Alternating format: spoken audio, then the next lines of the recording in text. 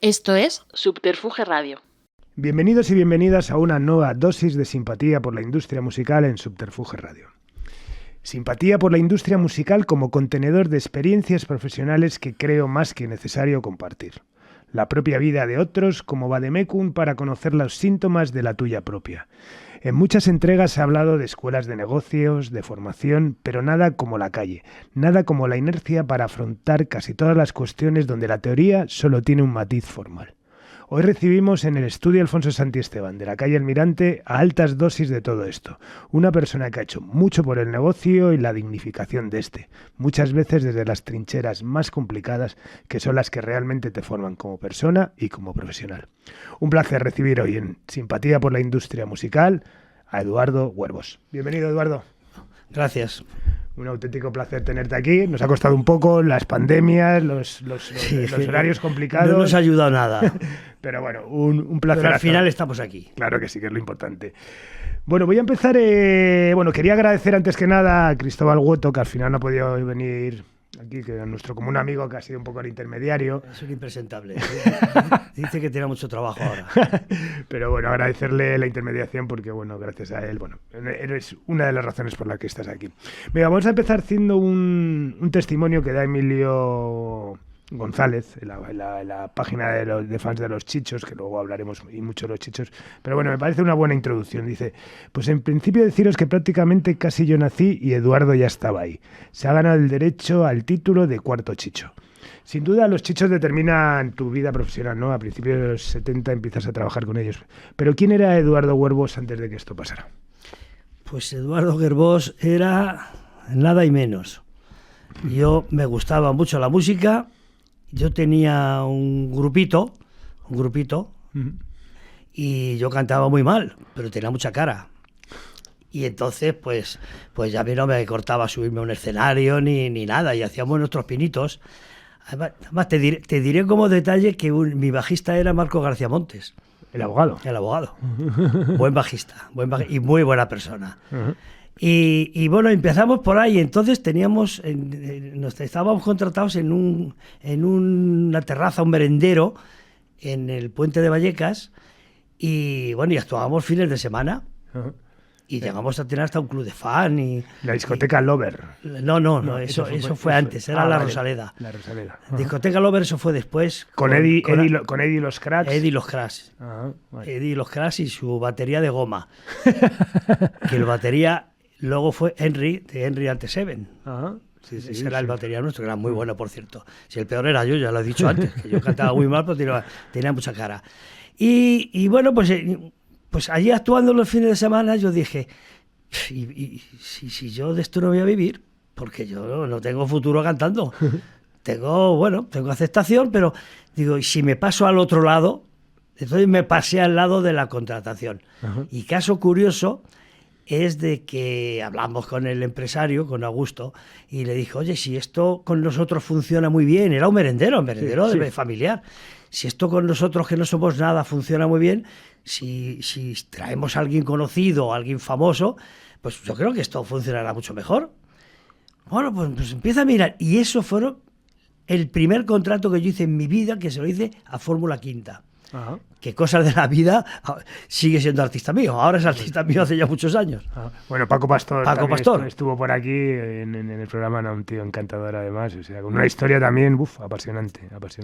Y entonces luego eso llega a la época, ¿no? de la discoteca Lover, que bueno... Sí, ahí empecé un poco más, ya me metí un poco más en los medios. Ajá. Y la discoteca Lover, que era de Ángel Nieto, uh-huh, y de Tomás Díaz Valdés, que es el que era director de la revista Velocidad, pues un poco más como relaciones públicas, uh-huh, ahí echando una mano, sí. Y coincidió con el primer gran premio que ganó Ángel Nieto. El primer mundial. Uh-huh. Y entonces, pues me ocupé un poco de lo que era las relaciones públicas, pero claro, a mí aquello se me iba de madre. Yo no había manejado un campeón mundial. Entonces, yo seguí con la discoteca. Y ahí, en la discoteca, es donde conocí a Emilio de los Chichos. Ajá. Que es cuando montas Huergón Espectáculos, ¿no? No, eso fue un poquito después. Un poco después, vale. O sea, ¿y cuál es tu primer representado oficial? ¿Quién es entonces? Los módulos. Los módulos. Qué bueno. Claro, los módulos fue el primer grupo importante que yo empecé a manejar. Claro, en un momento que yo no tenía ni un puto duro, y yo fui a hacer una gala con ellos. Yo estaba trabajando con Tony Caravaca, que trabajé 4 meses, porque yo tenía un cantante que era el lanzamiento cuando CBS Discos se instaló en España. Entonces, fíjate, con la mala suerte de los artistas que fichó, que era Cecilia, sí. Este artista mío que se llama Leandro, como hombre, mujer Cecilia, y el grupo era los de Carmen, ¿cómo se llamaba? Trébol. Fíjate tú, Trébol terminaron con uno de Trébol que le cortó la cabeza a la madre, Cecilia que murió en un accidente y Leandro que murió en otro accidente de tráfico. Entonces estábamos preparando todo el lanzamiento para CBS y entonces yo ya estaba ahí. Y entonces, pues nada, si era cuestión de meses y un lanzamiento bestial porque CBS necesitaba introducirse en el mercado. Y entonces, pues yo estaba ahí esperando con la mala suerte de que se me mató. Y entonces, claro, me quedé ahí, recién casado, con un hijo, y entonces me ofreció Tony Caravaca, me ofreció irme con él a la oficina. Y dije, bueno, pues nada, pues algo tengo que hacer. Y entonces me asignó a los módulos. Y la primera gala que hicimos fue en Elda, en Alicante. Y en la misma gala, ahí me propusieron los módulos que cuando terminara la temporada de verano, que me hiciera manager exclusivo de ellos. Y le dije, pues yo no tengo un duro, ¿qué voy a hacer? Hay que montar una oficina, pagar una secretaria, instalar teléfonos. Y eso lo pusieron todos. Qué bueno. Todos, entre los módulos, fueron los que pagaron oficina, pagaron todo. El comienzo de mi carrera lo pagaron ellos. Y es lo que te motiva ya a hacerte manager. Y ahí es claro, entonces ahí donde ya me colegié, entonces se hacía con una patente fiscal ahí en la Cuesta de Santo Domingo, que era el sindicato vertical, con el señor Garzón, y ahí ya me colegié un poco más, ser un poquito más, estar más legal en el negocio, y ahí empecé, pues yo empecé de gente importante, módulo fue lo primero. Y por cierto, para ti, ¿manager o representante? Es que ha habido, no sé si fue Emilio Santamaría alguien que decía que él prefería representante porque el representante representa, mientras que el manager maneja. ¿Cómo te has considerado tú siempre? Yo siempre he pensado, vamos, es mi opinión, de que el representante representa, pero a lo que tú le des para que represente. Claro. O sea, un representante puede ser todos los agentes de provincias, claro, que me representan a mí para darme un concierto de mi artista, yo le pago su comisión y tal. Claro. El manager es el que se come todos los marrones, para bien y para mal. Más bien para mal, porque cuando es bien es que el artista es muy alto y muy guapo, sí, y cuando está mal es porque lo has hecho tú muy mal. Lo has hecho mal, no has puesto carteles. Él ese día no estaba fónico, la culpa es tuya, que has abierto una ventana y se ha quedado fónico. O sea, esto es así. Pero hay una diferencia de manager. Sí. El manager es el que te llora en el hombro y el que te lo tienes que comer. Totalmente. Bueno, entonces llegan los Chichos. ¿Cómo fue el primer encuentro? ¿Lo recuerdas? O sea, la primera vez que te los cruzaste. Sí, porque hicimos allí en Lover, hicimos como una fiesta flamenca y un amigo mío me dice, oye, pues hay un gitano tal que iba por los clubs de las barras americanas cuando estaban tan de moda en Fleming y por ahí. Y dice, hay un gitano que me lo encontré el otro día, oye, es que canta de maravilla, él toca la guitarra, es muy simpático y tal. Y dije, oye, pues si le tiene, entonces no había móviles ni había nada. Claro. Dice, pues creo que vive en Vallecas. Digo, joder, pues si la discoteca está en Vallecas, pues le vendrá. Y entonces me dio la dirección y yo fui a la chabola donde vivía y fui a buscar a Emilio para contratarle a él. Y él, pues nada, pues lo contraté y se vino a aquella fiesta en Lover, que por cierto que eran los padrinos de honor de aquella fiesta fueron Alcatraz. La orquesta. Y Ángel Nieto. Vale. ¿Y cómo, en esa sala Lover que hiciste mucho de relaciones públicas, como has dicho, que son tus inicios, cómo era una sala vallecana en Vallecas a principios de los 70? Pues te digo que hay mucha gente que la palabra Vallecas le asusta. Pero no, Vallecas es un extrarradio, un barrio de extrarradio como puede ser Carabanchel, como otro cualquiera. No, pero y la gente era de lo más normal y es más, había otro, o sea, de vez en cuando y muy a menudo otro tipo de gente, porque Ángel Nieto, claro, muchísima gente del mundo de la moto venía a la discoteca porque pensaban que Ángel Nieto estaba ahí todos los días tomando copas. Pero claro, era otro público un poquito, pero más variopinto, pero vamos, todo era muy normal y todo bien. Pero no obstante, yo te digo que yo estuve año y medio, 2 años, nada más. Y bueno, y con Emilio lo conoces y también te recorres luego después esa Costa Fleming, ¿no? Donde actuaba y tal. Háblanos de ellas, para un chaval de hoy que no tiene ni idea, escúchalo, ¿qué era la Costa Fleming en ese momento? ¿Qué suponía? La Costa Fleming era como yo digo, el putiferio legal de Madrid. Era donde tenías una barra americana en el 20 y en el 22 otra, y en el 24 otra barra americana. Era un ambiente donde, bueno, por ahí, donde iban a desahogarse todos los casados tomando copas, que pensaban que se enamoraban, que luego no se enamoraban de nada. Y el ambiente era ese, pero era sano. Allí la gente tomaba sus copas, sus líos si es que había, pero desde luego no era una prostitución como tal. No, era un poco más un club, eran clubs con señoritas que te atendían y que te secaban la tela, claro. ¿Pero había creatividad artística? Sí, no, allí cada sitio tenía su... Hombre, no había bandas, no era un ambiente como Malasaña ni todo esto, no. Era más bien... Lo que había era mucha rumba. O sea, mucho... Pues había mucho guiri también, ¿no? Bueno, tampoco tanto. Tampoco tanto, pero vamos, no obstante, sí. Y lo bueno, porque claro, la base de Torrejón la teníamos casi recién estrenada. Claro. Entonces los guiris que vinieron se hicieron un favor a sí mismos porque se casaron con muchas putas. Muchos de ellos se casaron. Bueno, volviendo a los Chichos, conoces a Emilio y a partir de ahí empieza un poco la historia, la leyenda. ¿Les vistes potencial desde el primer momento? Porque, bueno, en ese momento ya estaba el Gypsy Rock, ¿no? Con las grecas, o sea, ya había tal, o en ese momento empezaba el sonido Caño Roto, o sea, había un cierto hervidero. ¿No? Los Chichos fueron antes que el sonido Caño Roto, sí. Yo los Chichos ya conocía a Emilio como tal, pero Emilio cogió a su hermano, él fue ampliando, cogió a su hermano y a otro que hacía la percusión, se llamaba Pedro Cordero, y que por cierto el hombre murió el año pasado en Mallorca, y hicieron ellos tres, los Chichos. Ajá. Los Chichos.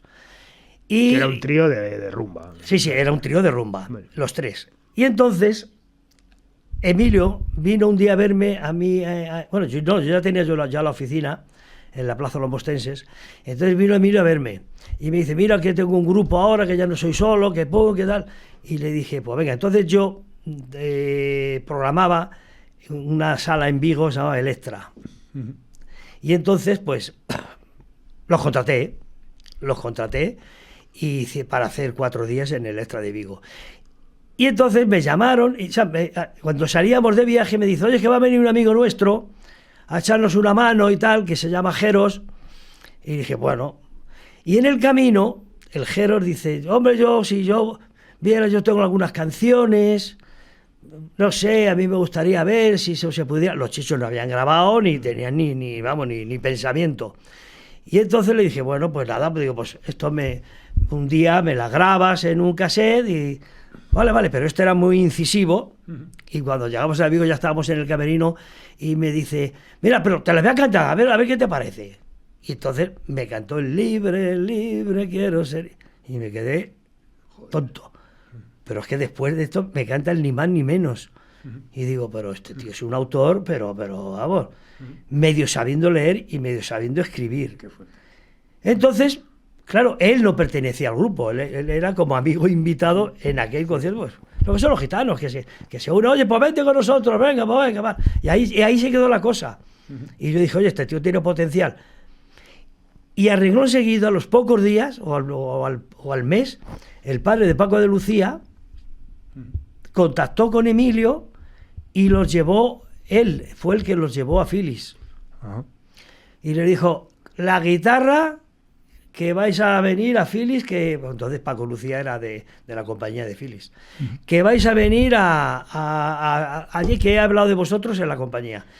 Y entonces, pues estos pobrecitos fueron los tres con su guitarrita, cantaron ni más ni menos, cantaron el Libre, el Yo quiero a Mai, y entonces automáticamente de allí se fueron con el contrato hecho. O sea, yo no, que se ha dicho de que yo empecé con ellos y yo el contrato, mentira, no, el primer contrato que se firmó de los Chichos, discográficamente lo firmó el padre de Paco Lucía, fue el que los introdujo.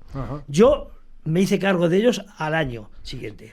Y por cierto, sin contrato, es real Nunca, esa leyenda que nunca ha habido un contrato. No, hasta el día de hoy. Qué bueno. Llevan 42 años conmigo y nunca hemos firmado nada. Nada. Ni firmaremos, claro, ya. El tiempo que nos quede. No. Bueno, ¿y cómo recuerdas esos primeros conciertos cuando ya empieza, ya tienen el contrato, ya está la opción de grabar? ¿Qué recuerdas de realmente van acaparando cada vez más fans? Era un desastre. Inicialmente era un desastre. Madre mía. Eso era porque tenían una garra, tenían un poderío encima del escenario, pero hasta que los ponías a los tres encima, no los juntaba yo ni para cobrar. Pero cuando subían era un torbellino. Y lo que sí te puedo decir es de que el primer disco que sacaron se paralizó la compañía. Se paralizó.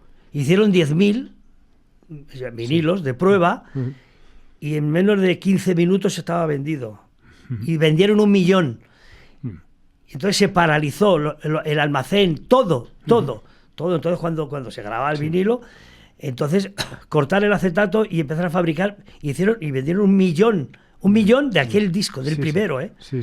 Todo se paralizó y todo Philips se dedicaba a Chichos, única y exclusivamente. Porque fue un boom bestial. ¿Y cómo era el público que empieza a seguirles? ¿Qué recuerdas? ¿Era público, bueno, pues, normal, gente? No, muy bien. No, era un público normal, no es esa historia de que vayan kinkis, no, iba gente de todo tipo. Esta gente entró, pero... Sí, se entró al mainstream directamente. Pero totalmente, eso era... No había discoteca en España que no cerrara con la canción de los Chichos. No había ninguna discoteca. Qué bueno. Ni ninguna barra americana que no tuvieran los cassettes de los Chichos, claro está. Claro. Eran los dueños y señores. Bueno, ¿y qué recuerdas del primer disco? ¿Cómo se graba? Porque me imagino que estos tres, que ya era complicado subirlos al escenario, también coordinaron una grabación. Yo no grabé el primer disco, como antes te dije, lo firmó el padre de Paco Lucía y lo hicieron con Maestro Torregrosa. Yo no estuve en esa primera grabación, pero sí estaba en el resto, y sí te puedo asegurar que el Maestro Torregrosa, que Dios le tenga la gloria, era un santo. Sí, ¿no? Era un santo, porque unir esas voces, le decía, a ver, Emilio, tú haz esto, y el otro, que no, pero ¿cómo vas a cantar el mismo tono que el otro? Que no, dice, hasta armonizar esas voces, eso era un suplicio. Pero claro, era tan fresco lo que hacían, era tan armonioso, porque, cuidado, se habla de la rumba como un hijo menor de la música. Yo he hablado con gente, bueno, en el libro que se escribió de los Chichos, el prólogo es de Serrat. Sí, lo sé. O sea, que te digo, y ahí han dado su opinión de los más grandes de este país. Sí. Cuidadito, que las canciones de los Chichos no era una rumba normal y corriente. No. Y además te digo que de los mejores directores y productores de este país eran para los Chichos. Todos los mejores arreglistas eran para los Chichos. Sí. Los Chichos, los arreglos, no era una guitarrita flamenca y un cajón. No, eso tenía mucha chicha. Además, te digo como detalle y curioso de que Ricardo Miralles, el gran Ricardo Miralles, que solamente ha trabajado con Serrat toda su vida, a la único artista que le ha hecho arreglos es a los Chichos, que le hizo 2 discos. Qué bueno. Pero Jesús Glut, ya te digo, los más grandes arreglistas de este país trabajan. Por eso no es tan sencillo. La música de los Chichos no es una rumba normal y corriente. No, y bueno, y absolutamente. Eso fueron los primeros rumberos que introdujeron los coros femeninos, que eran sus hermanas, y los primeros que introdujeron viento, metales en las grabaciones. No nos adelantaron mucho a su tiempo. O sea, luego, a pesar de estar bien asesorados, ellos mismos también eran creativos. Sí, ahí Geros era un genio. Sí. Geros era un genio componiendo. Cuidado, que las canciones del Geros, que llegamos a tener hasta censura del general Franco, Hubo hasta censura. La canción de la cachimba se la prohibieron en las radios. Claro. Y estos denunciaban el maltrato con la canción de Mama, Papa, no le pegues a la mama, que tal. Pues ya, esto hace 40 años, 50 años que denunciaban los malos tratos. Ya. Y bueno, no estás en ese primer disco, pero como has dicho, estás en los siguientes y bueno, empieza a sobrepasar todas las expectativas, ¿no? Cada disco que sale es un éxito. Millón. Sí, absoluto. Todo el millón. O sea, no bajaba del millón el long play. Más luego, a los 3 meses, porque entonces el funcionamiento de las compañías de discos eran cada 3 meses un single, con lo cual, claro, cuando terminabas ese año de ese disco ya tenías 4 o 5 canciones que habían sonado total y plenamente. Con lo cual, cuando ibas a hacer un concierto, en el momento que llevabas 2 años ya tenías medio concierto que la gente conocía. No como ahora, que te sale un niñato de estos cantando que conoce una canción y el resto del tiempo, ¿qué haces? Sí. Y el resto del tiempo, ¿qué haces para cubrir 2 horas? Sí. Entonces antes un artista no salía a hacer gira si no tenía como mínimo 6, 7 canciones pegadas, si no salía. Qué bueno. Bueno, y me imagino que tú tuviste que cuando empezaste a trabajar con ellos, que bregar con el contrato que habían firmado en su momento con Philips, que luego renegociasteis esas condiciones, ¿no? Sí, eso se renegoció nada más que entre yo renegocié el contrato. Porque me imagino que todas las compañías aparecerían también. No, eso era en cola. No, eso... Porque ese primer contrato, ¿tú crees que era, ahora con la perspectiva del tiempo, abusivo? ¿Era realmente un contrato acorde a los tiempos? Bueno, yo te diré... Te lo digo porque la lectura de los contratos, todo hay un momento... Sí, eso se depende de cómo lo negocies. Yo recuerdo que el primer contrato que yo hice con Philips, que yo negocié, fue en el 75, 76. Y a los chichos era de los royalties más altos que se pagaban en España, que era el 15% de royalties. Muy alto, sí. Ese es el que yo negocié, lo dieron sin problema, y se daba 1 millón a fondo perdido a cada chicho y 1 millón a cuenta de royalties. Bueno, sí, no vamos ya al fondo perdido. O sea, era un contrato, pero claro, tú vendías 1 millón de vinilos, pero ya no era el millón de vinilos. Aquí hicieron millonario, muy millonario, y conocemos una firma que es Yelmo. Entonces, estos se inventaron la historia de los cassettes y se repartieron entre Yelmo y Antonio Rodríguez de Granada, se repartieron España a la mitad y se inventaron la historia de los expositores en las gasolineras. Entonces, cuando el disco de los chichos a los 6 meses ya estaba ahí, entonces ellos sacaban el cassette. Y vendían otro millón. Y vendían otro millón. Ya. Qué fuerte, sí. Y así, 20 años. Qué fuerte. Bueno, y luego hubo fusiones, ventas, fuisteis acabando en otras compañías, tal. No, nunca han grabado para otra compañía. Bueno, esas compañías se fueron evolucionando hasta la última. Fueron cambiando ellos. Claro. O sea, de Philips pasó a Polygram, claro, que era Philips, lo mismo. Sí. Y luego a Universal, pero siempre, los chichos siempre han estado en la misma compañía. Ya, o sea que y toda la carrera, todo el boom de las gasolineras, todo se hizo desde la compañía. O sea, pues la verdad es que unos tíos fieles, ¿no? No solamente a ti, sino encima a la compañía. No, ellos no se metían mucho en las cuestiones. Ellos saben que estaban bien protegidos, que se les cuidaba por parte de la compañía y por parte de mi empresa, y ellos estaban muy tranquilos a componer. Y te puedo decir, Carlos, que ahora yo no que me haga gracia, pero veo que fulano de tal se ha ido a Los Ángeles a grabar y está 3 meses montando. Los chichos grababan un long play con 10 o 12 canciones en una semana.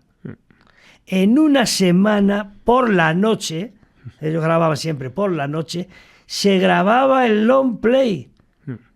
Sí. En una semana, no había nada más. Y esa semana daba 1 millón de ventas, mínimo. Que otros iban a Londres a grabar y vendían 1.316 discos. Por cierto, a día de hoy tenéis un estimado de cuántos discos han podido vender los chichos. Ahora que se habla de los discos de uranio.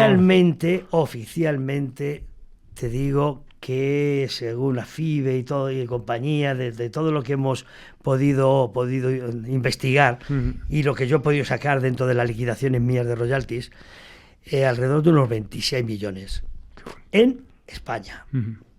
26 millones de discos.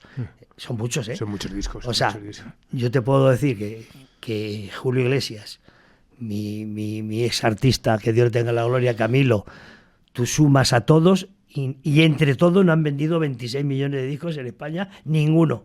Ninguno. Sí. Legales. Ya. Luego, recopilaciones y de estas historias han salido 1000 que no, esas no las hemos podido controlar. Qué fuerte. Bueno, hemos hablado de Jero, que no está en la primera formación, pero luego pasa a ser una persona importante. No, pero la formación no está en la primera formación, pero sigue grabando ya. Ya como... Ah, vale. Sí, como sí. Chichos, cuando Sí. Chichos ya fichan por Phillies, Jero ya está integrado. Ajá. Bueno, y con él, llega la culminación creativa, ¿no? Dentro del grupo, porque Era un genio. Era un genio absoluto, ¿no? Por favor, Sí. era como rumbero, pero vamos, ya te digo, había que ver esas letras que me las daba para que las pasáramos a máquina en la oficina. Tela, ¿eh? Decías, ¿cómo puede un tipo tener esta mente si medio sabe leer y medio sabe escribir? ¿Cómo? O sea, iba con su papel manuscrito y vosotros se lo Y pasabais. nosotros ya pasábamos a limpio. Y ya podía ser Valencia con B con las intercaladas. O sea, aquello, menos mal que teníamos contactos con la CIA y nos los descifraban. Bueno, Jero también representa la triste llegada de la luz que supuso la heroína, ¿no? Y que se llevó a tanta gente por delante. ¿Cómo recuerdas la evolución de Jero cuando lo conoces, cuando llega y, bueno, pues todo ese momento que incluso le hace que se vaya del grupo, ¿no? Y para emprender... Bueno, después de 18 años. De 18 años. No, llegó un momento, pues como con todos los grupos, que les pilla esto muy jóvenes, ganando muchísimo dinero, porque Jero ganó muchísimo dinero, aparte de las galas, de los bolos, que claro, ahora le llaman conciertos, pero bueno, es que, Carlos, no lo he dicho y esto me gustaría decirlo, los Chichos han llegado a hacer 230 galas en un año. Joder. Era un día sí y otro también. 230 galas. Y no un año, sino muchos años seguidos. Entonces, lo que podían ganar en las galas más Jeros cuando venía la Sociedad General de Autores, vamos, la alfombra roja. Claro. Más, de hecho, ellos tienen de la mayor cotización de puntos, los Chichos tienen el Jeros tenía los mismos que tiene Manuel Alejandro en puntuación. La cantidad de millones que se han hecho ganar autores. Que han generado, claro. Joder, 230 actuaciones al año son muchas y, claro, también en el libro que me he leído, que es fantástico, claro, se habla, por ejemplo, eso de también cómo empiezan con la cocaína, sobre todo, claro, para mantener esos ritmos de gira también, claro, que era... Sí, pero es que, claro, eso del refranero español es muy, muy sabio. Eso de como lo de uno tiene la fama y otros cardan la lana. Los Chichos no es que empezaron, cuidado, vamos a puntualizar antes que has dicho, te has referido no sé qué de la heroína. Sí. No, nunca, los Chichos nunca tomaron heroína. Jamás. Eso te lo digo. Sí. ¿Coca? Sí. La coca, o sea, que yo era de dominio público, pero de dominio público ellos. Pero medio país, y te puedo hablar desde pilotos de Iberia a políticos, a médicos, medio país estaba enganchado con la cocaína. Pero esto era muy curioso, que cuando no tengamos en un aeropuerto, la Guardia Civil le decía a los Chichos, venga, ¿me lo dais o lo saco?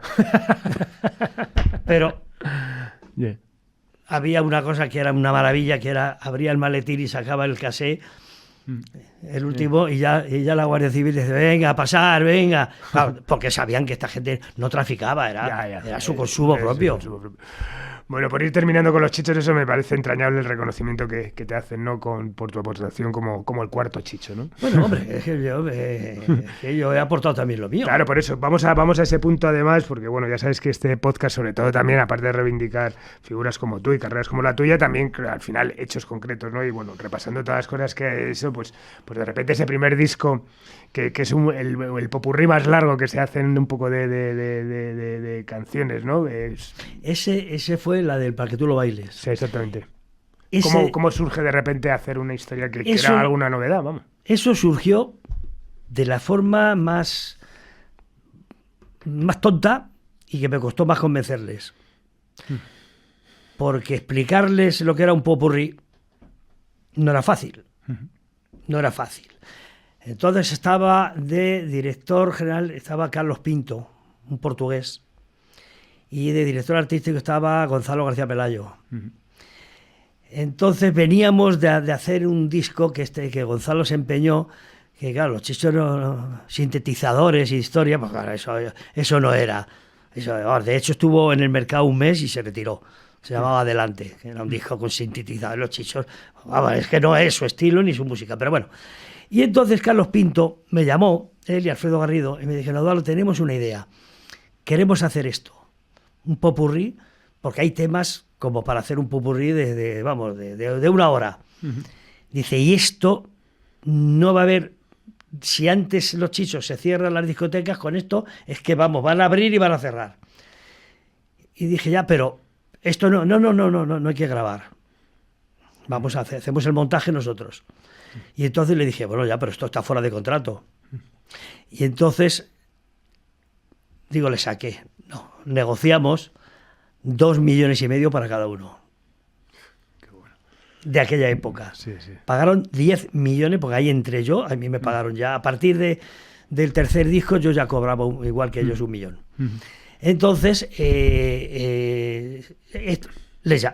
quedamos todos para reunirnos, para hacer aquello, para que la idea se la explicara Carlos Pinto, y claro, eso no entendían, que a cachos de canciones, pero ¿eso qué es? ¿Cómo que un cacho y se corta? Que no, va fundido, que... Bueno. Y entonces dijeron, bueno, danos, digo, ya están los cheques preparados, vamos a firmarlo, y dice... Bueno, dame los cheques, y si me gusta te devuelvo el cheque, y si no me gusta, entonces esto se queda. Y Carlos Pinto dice, hombre, vamos a sacar el disco como siempre, y una vez que esté impreso ya tenéis el talón y tal. No, de aquí no nos movemos si no está el cheque, si no eso no sale. Y en 10 minutos prepararon los cheques, y nos dieron los cheques. Entonces, cuando lo escucharon, dijeron lo que dije yo. Joder, y fue la primera vez que la cadena SER nos metió en los 40 principales. La primera vez. Y única. Y única. Bueno, también luego el directo en Jácara, ¿no? Que se quedó con Joaquín Sabina. Esto es lo que eso, hay. Joaquín, tú sabes que Joaquín Sabina no ha producido a nadie. Sí. Nada más que a los chichos. Nada más. Eso surgió... Estábamos borrachos, Joaquín y yo, en Las Palmas de Gran Canaria. Estaba él en Lanzarote. Estaba él con Pancho Varona, y entonces yo estaba en Las Palmas, que yo no sé a qué había ido yo. Bueno, y el caso es de que Joaquín y yo éramos muy amigos de copas, de cerrar Madrid y de tal. Y entonces le llamé, Joaquín, que estás en Madrid, que voy a llegar a Madrid, y me dice, no, estoy en Lanzarote, que me he venido con Panchito y que estamos aquí para componer. Él se alejaba y se quitaba del medio, estaba 15 o 20 días para componer su disco. Y dije, yo estoy en Las Palmas, pues venga. Entonces, pues nada, le cogí habitación en el Hotel Santa Catalina, y después de muchas copas, pues me dijo ya a las 4 o 5 de la mañana, no sé si en su habitación o en la mía, me dice, ¿sabe que a mí me gustaría producir a los chichos? Y digo... Pues por mí está hecho. Digo, tú eres Dios. Digo, y estos son Los Ángeles. Digo, ningún problema. Claro, lo que yo tardé en comunicar a Alfredo Garrido, que era el director artístico entonces no era Universal todavía, era Poligram. Le dije, oye, es que Joaquín, ¿qué os parece la idea? Y dijeron, pero ningún problema. Vamos ya. Y Joaquín es lo único que ha producido. Sí. Que fue muy curioso, porque yo como buen entrenador dije, ¿de qué forma los guardo a estos de su barrio y de su ambiente estar concentrados 3 o 4 días para grabar el disco? Porque se grabó en directo el disco. Sí. Y no se me ocurrió otra cosa que coger un hotel ahí en Lista, me parece que era un hotel de Rumasa. y cogimos habitaciones y los concentré como a los jugadores de fútbol. Como un equipo de fútbol, te iba a decir. Y entonces los quité de la calle, de allí de Vallecas, pero resulta que los camellos se venían al hotel. O sea, que no solucioné nada. No solucioné nada. Bueno, pero se grabó. Y en general, bueno, sí, en ese sentido se han dejado siempre aconsejar por ti. Y, bueno, y la prueba ha sido un reconocimiento a nivel social siempre. De hecho, no solamente eres el cuarto Chicho, también se te entregó el disco doble de platino como uno más. Una relación que le decíamos llega hasta hoy. ¿Cuál es el secreto de una relación encima que el único contrato que ha existido son un apretón de manos? Mucha manga ancha. Y es que, Carlos, no es cuál es el secreto de una relación, porque una relación artística se puede tener mejor o peor, pero no olvidemos que estos señores son gitanos, que son más desconfiados que los payos, tienen otra forma de ver, otra forma de vivir y otra forma de ser. Sí, sí. Que es más complicado. Pero a mí me depositaron su confianza. Y yo creo que hasta el día de hoy no les... y ya te digo, no les ha hecho falta firmar nunca, ningún contrato. Qué bueno. Bueno, luego has trabajado con un montón de propuestas, hablabas antes de módulos, de Baleazar, de Bordón 4, Los Brincos, Los Pecos, Pablo Braira, Pepe Robles, sería interminable y no podemos profundizar en todo, ¿no? Pero por supuesto, bueno, Camilo VI, ¿no? El que representas hasta su fallecimiento. ¿Cómo surge trabajar con el de Alcoy? Pues con Camilo yo lo conocía de claro, hacía años, hacía bastantes años, y en el 2010, ¿fue en el 10 o en el 11? Sí, el 9 o el 10, ya no recuerdo muy bien. A Camilo le propusieron una gira, o sea, él tenía una gira para Estados Unidos. Y Estados Unidos y Puerto Rico. Y entonces esos empresarios pensaron, joder, Camilo, como artista invitada, Ángela Carrasco. Y entonces yo era el manager de Ángela Carrasco. Entonces a mí se me contrató a Ángela. Claro. Íbamos en el show de Camilo. Que Camilo pues, prestaba sus músicos y todo fue muy... Pues, había muy buen rollo entre ellos y aquello fue... Y ahí es donde empecé. Yo ahí empecé a conocer a Camilo. Entonces, y es cuando se había partido el pie y que en Miami, en la primera gala en Miami... fue salir y se torció el pie, hizo así y dije, señores, aquí se acabó la gira. Pues al otro día después del concierto fuimos, le compramos unas botas de deporte Converse de estas que aprietan arriba y el tío hizo toda la gira, terminó la gira. Entonces, pero yo ahí, ya te digo, yo no era nada más que sí, que nos conocíamos de la profesión, de haberle dado conciertos hace años y tal. Y entonces, pues, ni él me dijo, vente conmigo, ni yo le dije, me quiero ir contigo. Sino que de ahí, al segundo concierto, que era en Los Ángeles, pues ya pues me dijo, vamos, ya me exigió un poco que le echara una mano, porque aquello estaba un poquito descontrolado, y que le echara una mano, y ya digo, no hizo falta. Él estaba ya en un momento con la personalidad un poco complicada, ¿no? También, o en ese momento todavía... No, yo ya estaba bastante recuperado de todo aquello. No. Mira, yo siempre he dicho, Carlos, que todo genio tiene una época gris. Todo genio. Sí, sí, sí. O sea, y lo que pasa es que muchos biográficamente no conocemos la vida, el público no conoce la vida de muchos artistas. Claro. Artistas, llámese pintor, llámese músico, llámese cantante, quien sea. No se sabe, si no quieres que se sepa. Claro. Sí, sí. ¿Me entiendes? Pero todos han tenido o tienen o tendrán una época gris.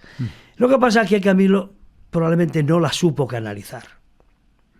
Se expuso demasiado. Y él no se da cuenta que estábamos en España. Y en España jode mucho que tú trufes. Sí. Entonces aquí lo que se está esperando es que des un pequeño traspiés y automáticamente ya se te echa encima los lobos. Y si le das carne, pues ya entonces ya ni te cuento.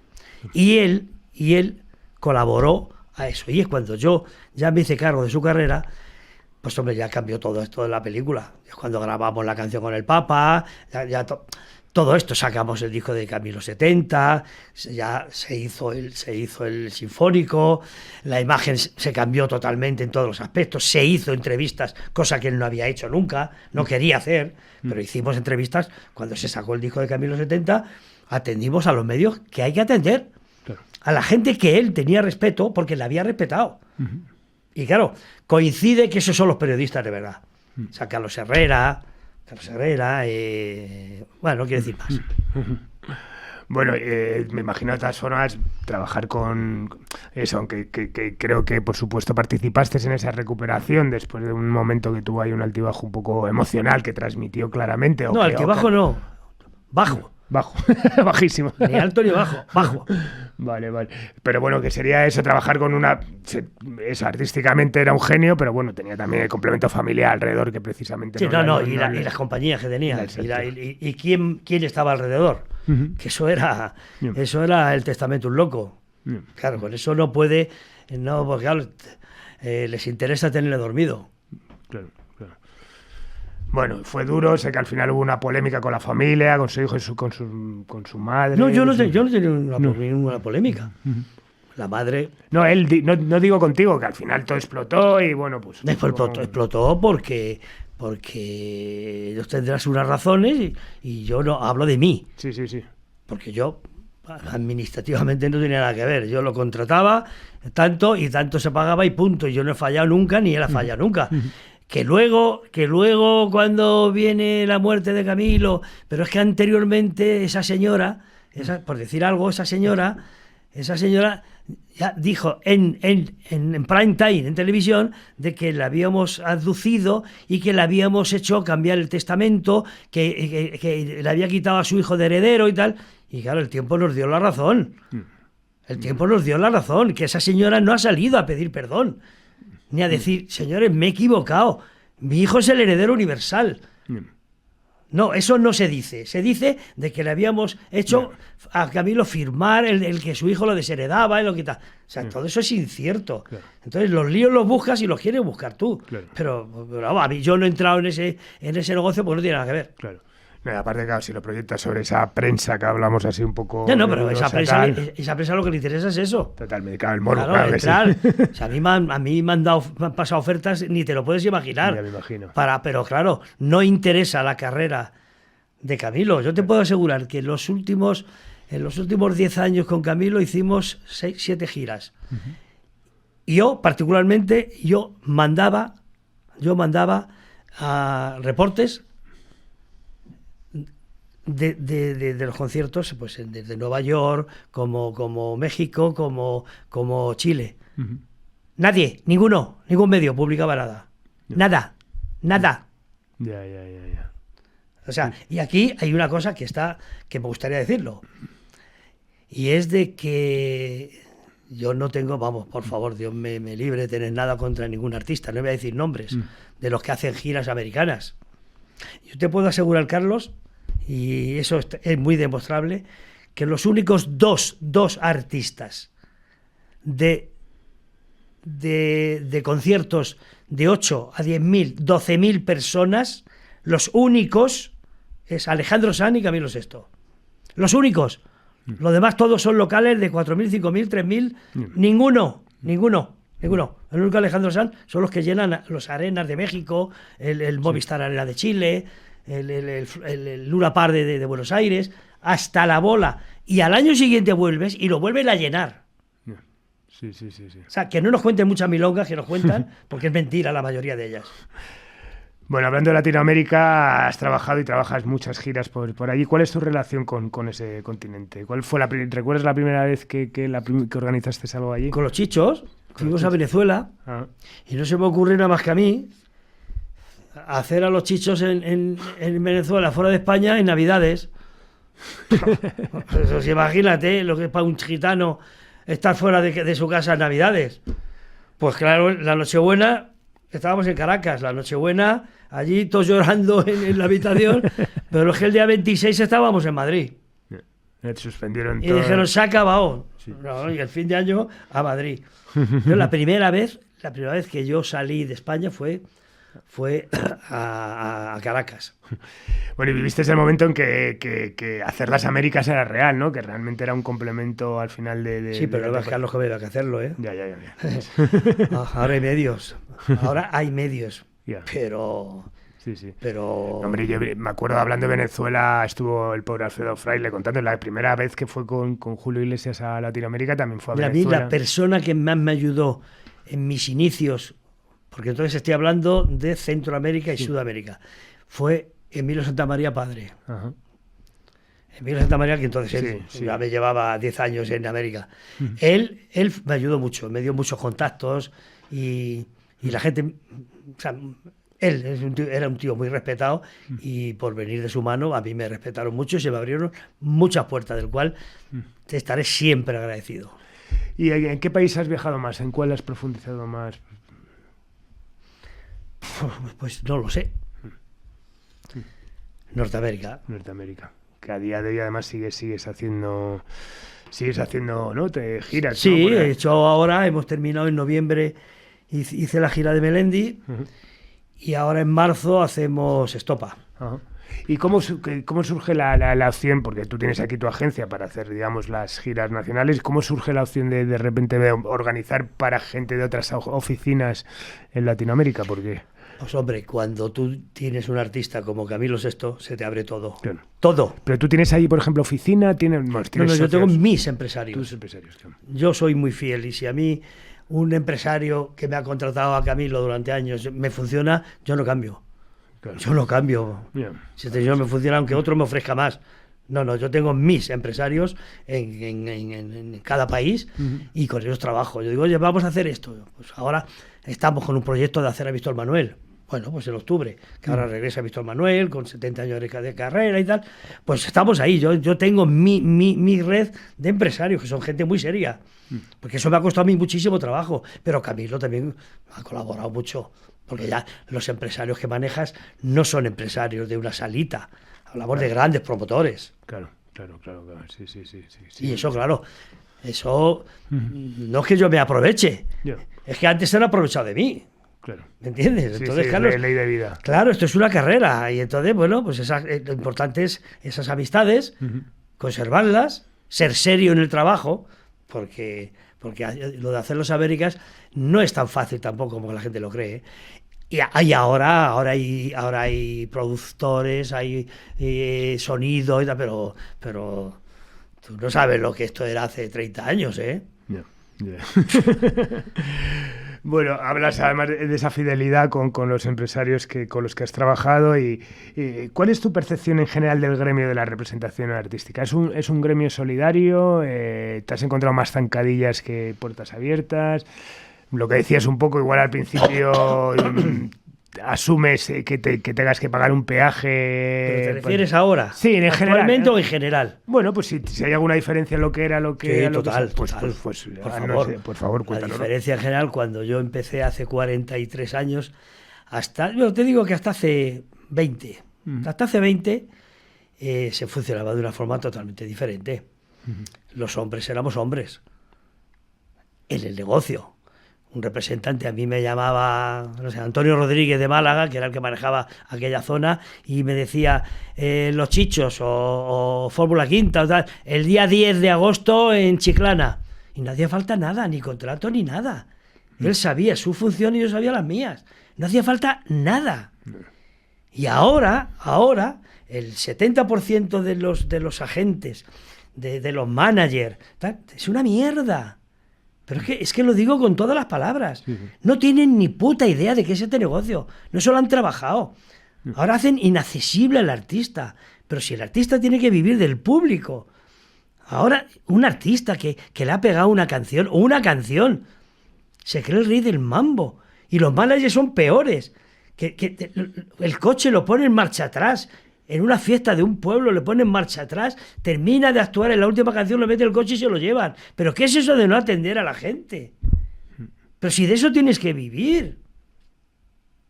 Que los endiosan.